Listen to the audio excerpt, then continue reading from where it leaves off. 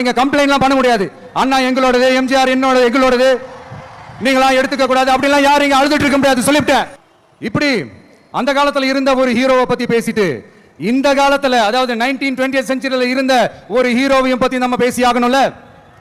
ஒருத்தர் இலக்கிய மனம் கொண்ட ஹீரோனா இன்னொருத்தர் இரும்பு மாதிரி அயன் மேன் தான். எஸ், நம்ம ஈரோடு கடப்பாறை தான். ஒட்டுமொத்த தமிழ்நாட்டையே திருப்பி போட்ட சீர்திருத்த நெம்புகோல். ஈரோடு மாவட்டத்தில் பிறந்த அவர்தான் இந்தியாவுக்கே இடஒதுக்கீடு சம்பந்தமான அரசியல் சட்டத்தை திருத்தறதுக்காக போராட்டம் நடத்தினவர். யாரு? நம்ம தந்தை பெரியாரு. 100 வருஷத்துக்கு முன்னாடியே வகுப்பு வாரி பிரதிநிதித்துவம் வேணும்னு கேட்டவர். அன்னைக்கும் சரி இன்னைக்கும் சரி ஒரு ஆச்சரியத்தோட பார்க்கக்கூடிய ஒரு மனிதர், நம்மளுடைய கொள்கை தலைவர். அப்ப அண்ணாவும் எம்ஜிஆரும் யாரு? பெரியார் அவர்கள் கிட்ட இருந்து எங்களுக்கு தேவையான கொள்கைகளை எடுத்துக்கிட்டோம்.